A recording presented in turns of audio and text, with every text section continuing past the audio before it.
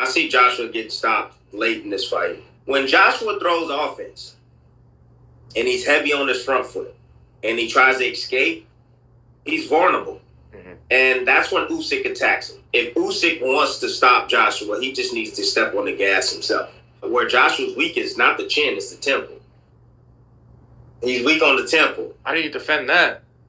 It's like it's the equalizer. All I can tell you is that anytime Joshua gets hit on the temple, his legs do the stanky legs. And those are the words of Timothy Bradley as he predicts Usyk to stop Anthony Joshua late. And you know, or we all should know by now, that Timothy Bradley, Andre Ward, ESPN promoters, or should I say commentators, or not really Anthony Joshua fans. However, what Timothy Bradley did say, I think made a lot of sense in this particular segment, because Anthony Joshua, when he does throw heavy shots, he does have to get set to punch, and we've seen him overcommit shots. You know, and when you do that with Oleksandr Usyk, you're bound to get countered. Okay. Now, he was successful going to the body when Usyk was on the escape. But as he said, Anthony Joshua, and a lot of people never really got this, probably except myself and Timothy Bradley. He said that Anthony Joshua's not weak in the chin. He's weak in the temple. You know, and a lot of people should know the difference. You know, oh, he has a glass chin. Glass chins, you know, you don't equate that necessarily with you can't take a punch, but you do have weak areas. And his weak area is his temple. That's where Andy Ruiz caught him. Andy Ruiz caught Anthony Joshua with a left hook to the temple, and he never recovered.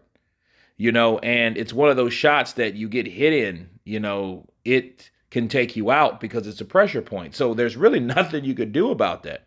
And that only gets worse, I feel. I don't think that gets any better, especially if it's weak to begin with. You know, despite the concussion or whatever the rumor was, or whatever was wrong with Anthony Joshua that night, he fought Andy Ruiz. You know, he still didn't take that shot well. You can tell it shocked him from his head all the way down to his feet. His legs stiffened up. It was a good shot. Great counter by Andy Ruiz. And that's what that was. Now, with him dealing with Usyk stopping him late, it just shows you what Joshua was willing to take and the shots that he took. And Joshua did take some good shots. And if you notice, they were right on the chin. That supports what Timothy Bradley was saying.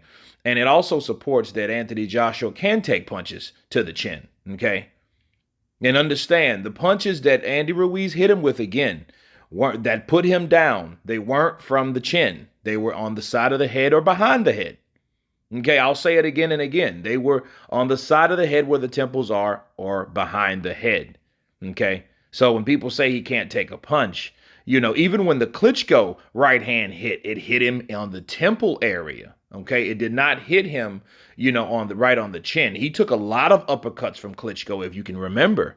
He took those uppercuts, left hook. He took a lot of those shots to the chin, and he was able to withstand it.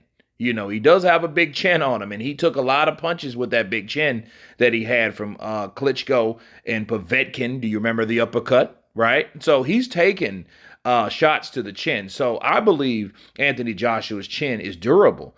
But that weak spot, like Timothy Bradley said, like I agree with, is the temple area. And of course, everyone's weak spot is supposed to be a rabbit puncher behind the head because it's an illegal spot.